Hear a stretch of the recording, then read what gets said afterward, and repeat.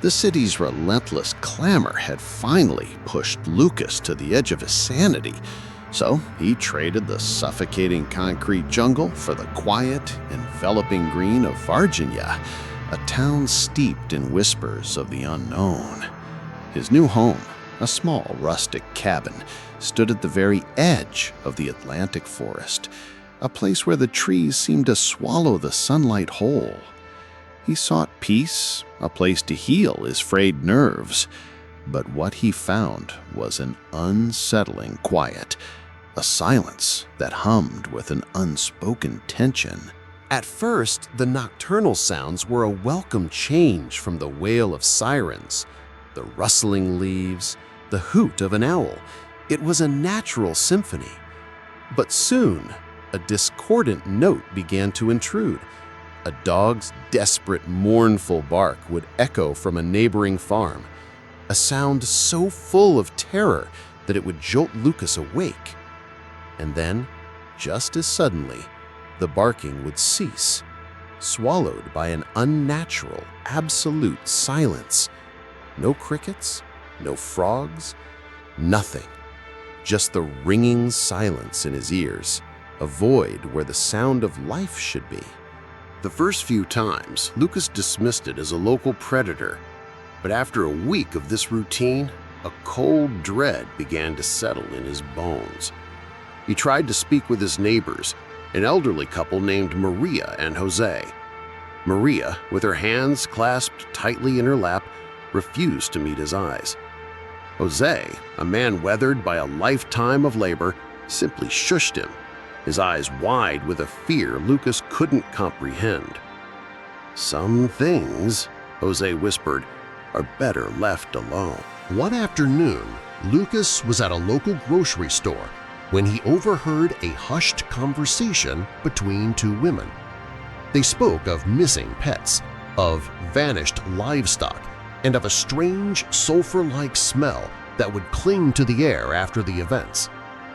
One of the women, a frail old lady with a worried face, mentioned a creature.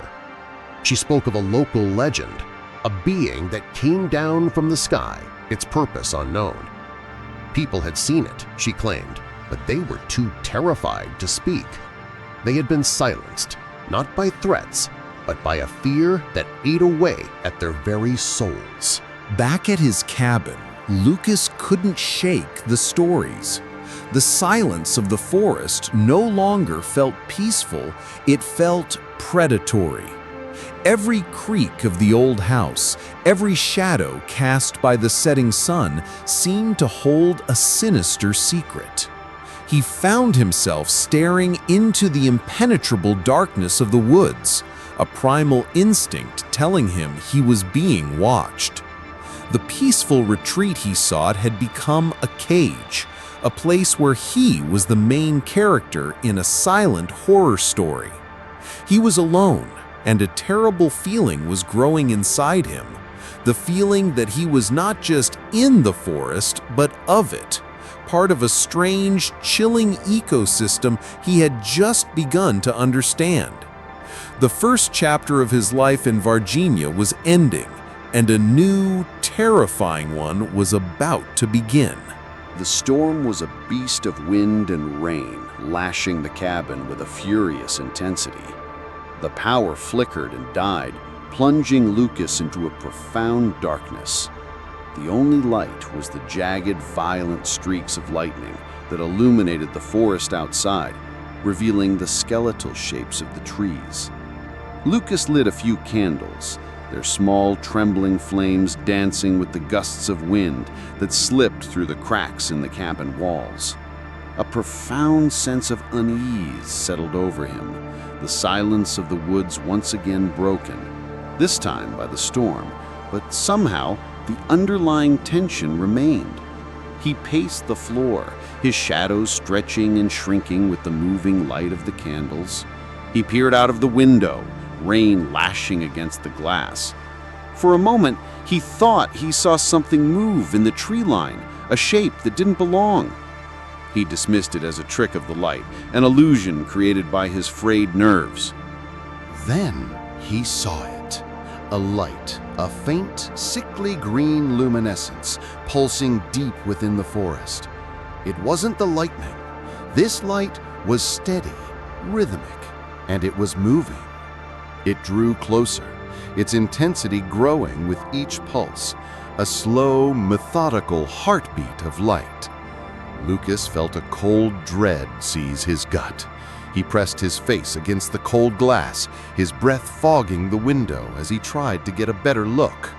The light stopped at the edge of his property, and in its eerie glow, Lucas saw it. A figure, impossibly tall and slender, its limbs too long, its head too large. It stood with an unnatural stillness, its silhouette a grotesque parody of a human form. But what truly froze Lucas's blood was its eyes. Two black, bottomless orbs that caught the pulsing green light, shining with an intelligent, malevolent glow. They were not looking at the cabin. They were looking directly at him. Lucas backed away from the window, his heart a frantic drum against his ribs. He felt exposed, seen, and utterly helpless. He fumbled for his phone, the useless device a cold weight in his hand without power. He thought of the police, of his neighbors, of anyone who could help. But a terrifying realization washed over him. No one would believe him. He was a city man, an outsider, a newcomer with an overactive imagination. As he stood in the suffocating darkness, the silence of the storm-swept cabin was shattered, not by a sound, but by a thought, a voice that was not his own, a horrifying whisper that slid into his mind with the cold ease of a snake. It was a jumble of images and feelings, of being observed, of being studied, of being an insignificant specimen under a terrifying microscope. It was a pure, unfiltered thought of, "You are not alone." He looked back at the window. The figure was still there, but now its head was tilted, as if listening to the cacophony of fear in his mind. Lucas didn't scream. He didn't run.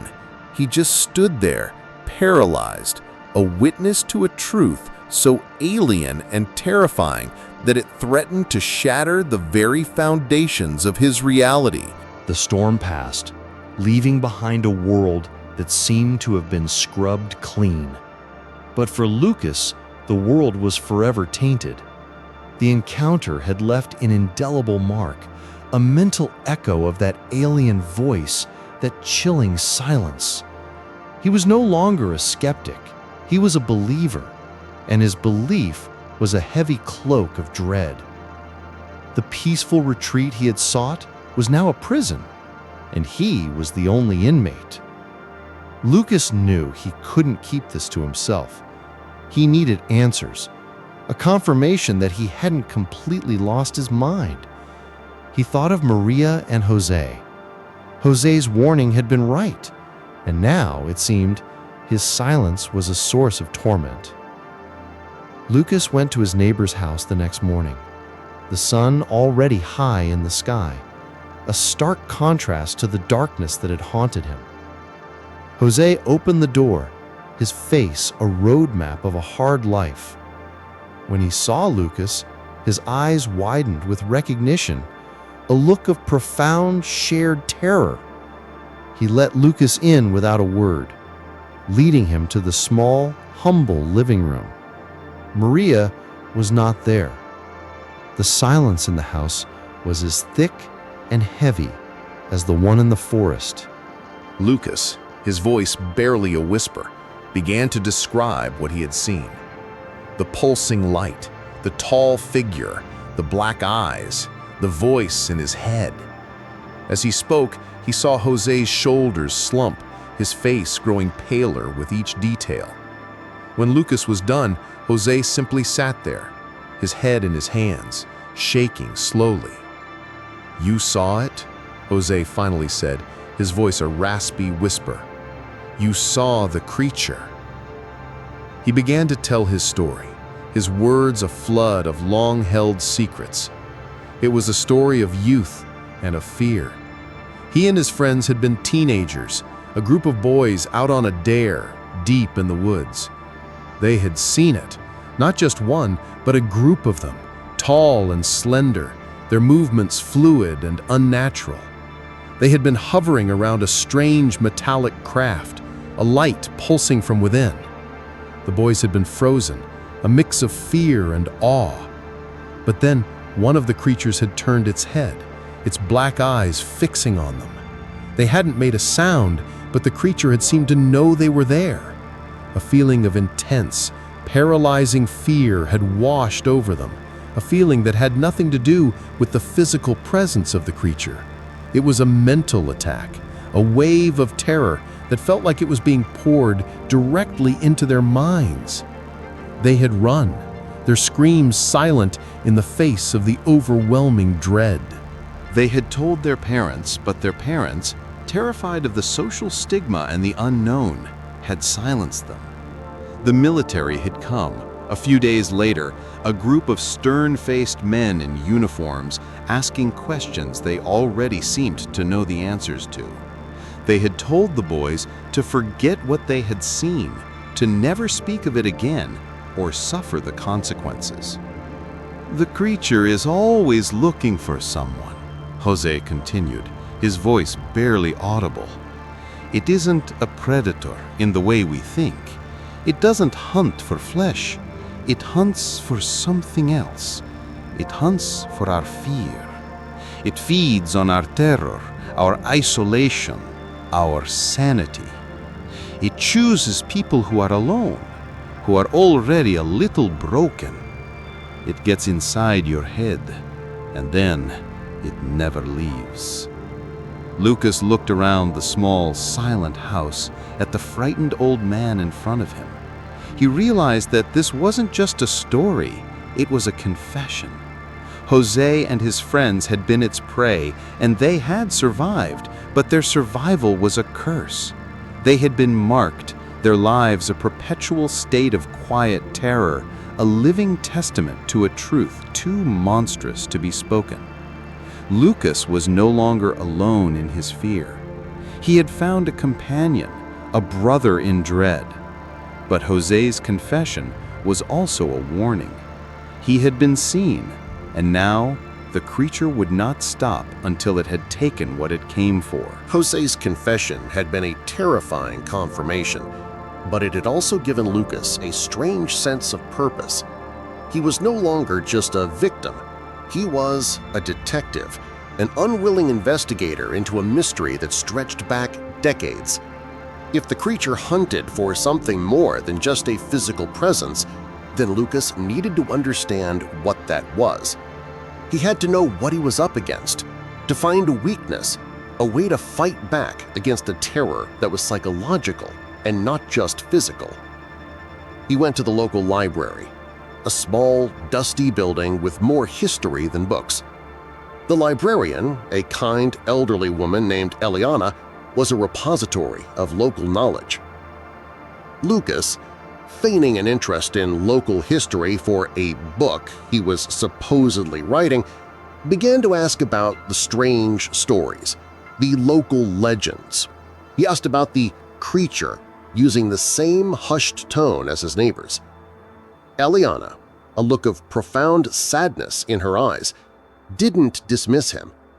She led him to a small, secluded section of the library, a collection of local history, books, and old newspapers. What he found there was staggering. There were old newspaper clippings from the 1970s and 80s detailing mysterious disappearances in the Varginha area. The stories were vague, the official explanations unsatisfying. But it was the other items that truly held his attention. There were local legends passed down through generations, transcribed onto old scrolls. These stories spoke of star people, beings that came down from the heavens in chariots of light. Lucas found a crudely drawn picture, a drawing of a figure that was unmistakable, tall, slender, with large black eyes. It was the same creature he had seen in his window, The drawings were dated over 100 years ago. The creature wasn't a recent phenomenon. It was a part of Varginha's history, a silent predator that had been preying on the lonely and the fearful for centuries. The creature, Lucas realized, didn't need to physically abduct people. It needed to get into their heads, to feed on their sanity until they were nothing more than empty shells, their souls a feast for a being he couldn't even begin to comprehend. The disappearances weren't abductions. They were a form of psychological attrition, a silent, unseen terror that drove people away from the world and into the waiting arms of the creature. Lucas felt a chilling understanding settle over him. He was not a victim, but a target. He had come to Varginha to escape his loneliness, his anxiety, his past. But by doing so, he had become the perfect prey. He was isolated. He was already teetering on the edge, and the creature was now in his head. The voice he had heard that night was a warning, a taste of what was to come. It was a mental hook, and the creature was reeling him in. He looked at the old drawings, at the terrified faces in the newspaper clippings, and a new, terrifying realization dawned on him. The creature was not just a myth. It was a psychological reality, a tangible embodiment of all the fears and anxieties that Lucas had run away from. The creature was not in the forest. It was inside him, in his mind, and it had been there all along, waiting for the perfect time to manifest. His search for the truth was no longer just a search for an answer. It was a race against time, a desperate attempt to fortify his mind against an enemy he couldn't see, touch, or escape. The hunt was on, and Lucas was the one being hunted. Lucas's mind was a maelstrom of fear and resolve. He was no longer the skeptical city man. He was a man on the edge, fighting for his sanity against an enemy that lived inside his head. He knew he couldn't run. He couldn't hide. The only way to win was to face the fear, to confront the creature on its own terms. He had to go back into the forest. He waited for dusk, the time when the line between the world of light and shadow blurs. He grabbed a flashlight, its beam a fragile line of defiance against the encroaching darkness. He walked into the woods, his heart a frantic drumbeat against his ribs.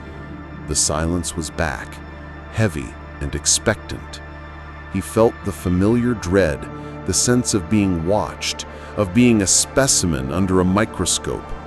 But this time, he didn't falter. He pushed forward, a desperate courage fueled by a primal need for survival. He saw the light again, the same sickly green luminescence pulsing deep within the woods. He followed it, its rhythmic beat a beacon in the darkness.